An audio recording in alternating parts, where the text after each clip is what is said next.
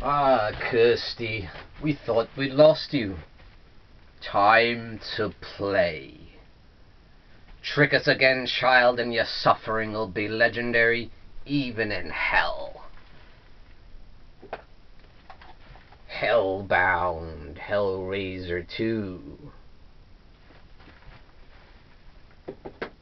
Thank you for joining me, Sean Patrick Erschen, in the Horror Corner. This week we are taking a look back at the sequel to the legendary Hellraiser, created by Clive Barker. The original one was directed by Clive Barker. This sequel is actually directed by Tony Randel, but Clive Barker's still very much involved with the story and everything. And I believe he was the producer. And he still very much had a hand in the film. I believe after this film, he kind of gets less and less involved as the franchise goes along. But he was still involved with this one, and it shows because it's an excellent sequel, in my opinion. It really holds up with the original. And it actually has a lot more gore, a lot more action, and it's on a grander scale than the first one, and it actually works to its advantage because it's utilized very well the money spent, whereas a lot of times in sequels, when it gets bigger, it just gets stupider. But this one, they use it the right way, and it keeps the thrilling action, and the horror is even more on a grand scale. More blood, more gore, and it's still scary and creepy, and you still got Doug Bradley returning as the legendary horror icon Pinhead. And he has an even better performance in this movie with some awesome lines, as I just showed you. Chock full of great Pinhead lines, and you got the returning Cenobites from the original too, which are awesome. After this one, they change all the Cenobites throughout the franchise. They're like different in every movie.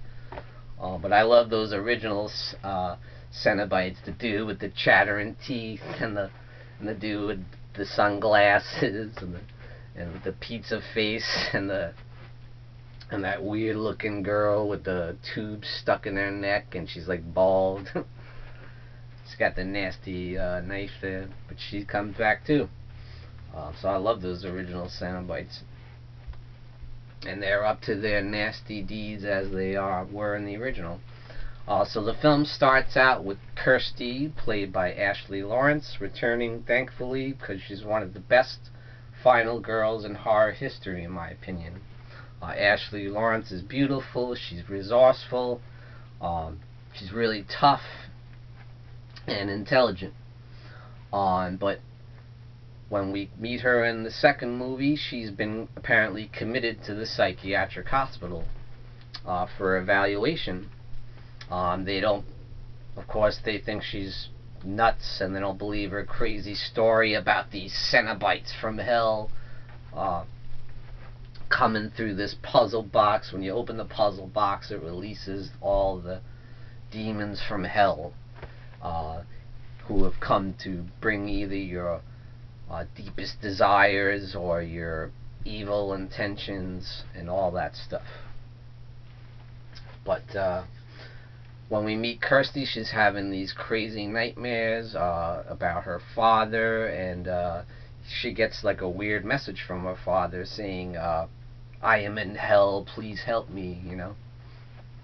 And she sees him, and he's got like no skin on him, just like in the original movie, the guy Frank, how he had no skin. And he writes on the wall, I am in hell, with the blood. And so she's still actually got the puzzle box, and you know, which the doctor says, well, what's this puzzle box about? You were clawing onto it like grim death. So she still has the box, and also the police come in and ask her all kinds of questions about what happened, you know, because of all the murders that took place in the first one. She's the only one left to ask these questions, and of course she tells the the wild story, and they don't, quite believe her. But this guy, Dr. Chenard, who's like this strange, like, guy that's into, like, the occult, and he's got a real thrill-seeking thing going on, and he's really intrigued by her story. So he actually starts getting inside Kirsty's head and trying to see what's going on with this wild story she's telling about the crazy Cenobites and Pinhead. And so he goes to the house where all the stuff went down in the original film, and he starts investigating into it. But the thing with him is he's kind of got bad intentions. This guy isn't trying to help Kirsty through anything. He just is after his own needs, his own demons, and his own thrill seeking. He just wants to get into some crazy stuff. He's a weirdo. So Dr. Chenard starts getting involved, and when he goes to the house, he starts looking into all the occult stuff, and he finds out about Julia, who is her Kirsty's father's wife, who ended up going evil and having an affair with this guy Frank, who's the guy that the Cenobites were after in the original film, and who they ended up killing him and ripping his face off with the meat hooks. And we see at that house there's that mattress there where Julia died, and there's all the blood, and the meat hooks are still in there.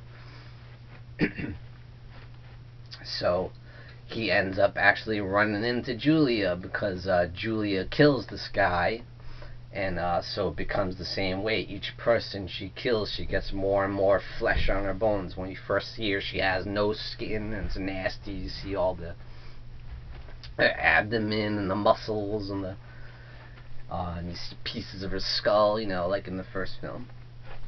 So each person she kills, so she continues her serial killer routine, and each person she kills, she gets more flesh into her bones, and Dr. Chenard helps her with that. He brings in more victims. He actually takes patients from his hospital. That's how evil this guy is.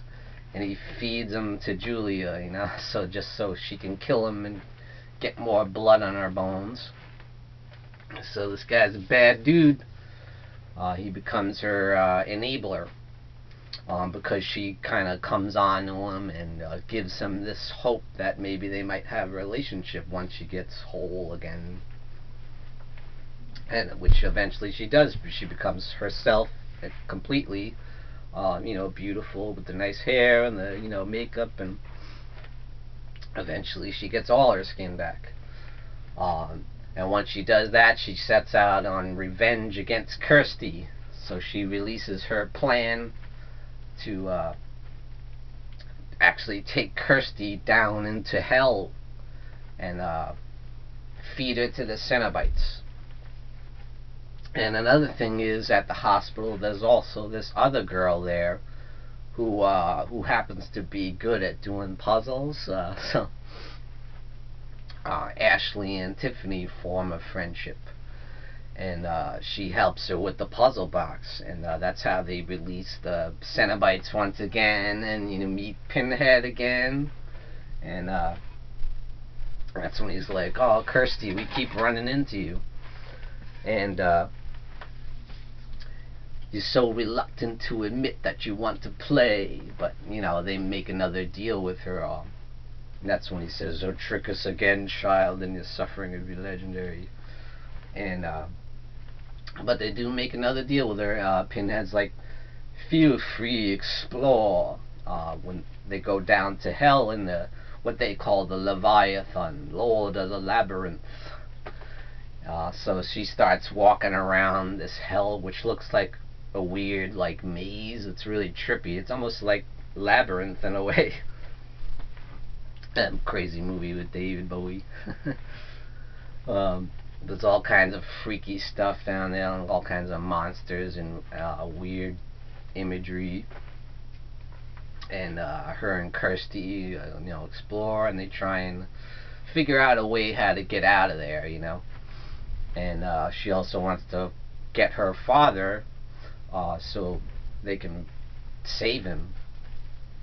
But she ends up just running into that guy Frank again from the original movie. So he's there in hell, and basically rotting for all eternity, where he gets all these visions, which is just Pinhead and the Cenobites messing with his mind with these beautiful women popping out and leaving, so teasing him, but he sees a real girl. He sees Ashley Laurence, Kirsty, and he starts coming on to her, trying to get her to, help him come back to life again. But she takes his ass right out because she's too smart for him. Because Kirsty's smart and tough and intelligent, and you're not going to pull one over on her. So, man, it's just awesome action. It's awesome brutality. The gore is even more over the top in this film, and it's awesome. It's still scary. It still holds up to this day, and I love it. I think it's one of the best horror sequels of all time.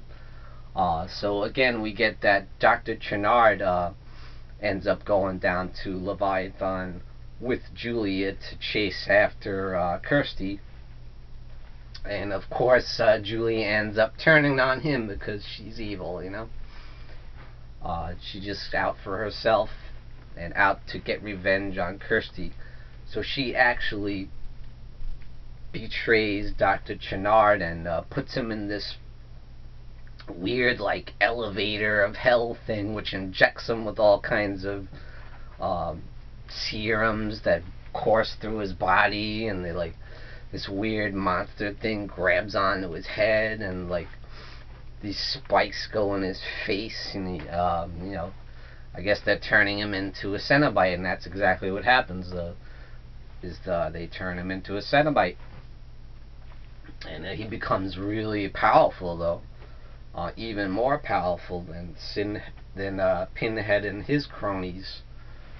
So he gets into it with Pinhead and the other Cenobites, and he takes them on because he wants to rule hell. He gets so much power, he wants to take over hell, and he does. Spoiler alert: he does just that, and he takes them out, and it's kind of funny. He becomes almost like a comic book type villain, cracking all these medical terminology jokes like, I recommend amputation. He's almost like a Loki type villain or something, like a Marvel villain or something. It's kind of funny though. It's like cracking jokes. It's almost trying to steal Pinhead's thunder there. That's kind of his territory. Stay away from Pinhead because he's the master. But at any rate, go and see Hellbound Hellraiser 2. It's an excellent sequel. Ashley Laurence is great in it once again. Clare Higgins is great as Julia. It's still brutal. It's awesome. And it's visceral. And it's got awesome imagery. And it's such a horror movie. Horror in every sense of the word. It's just pure horror. So go see Hellbound Hellraiser 2 at all chances.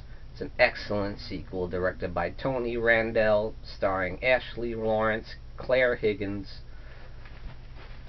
And thank you for joining me, Sean Patrick Erschen, in the Horror Corner.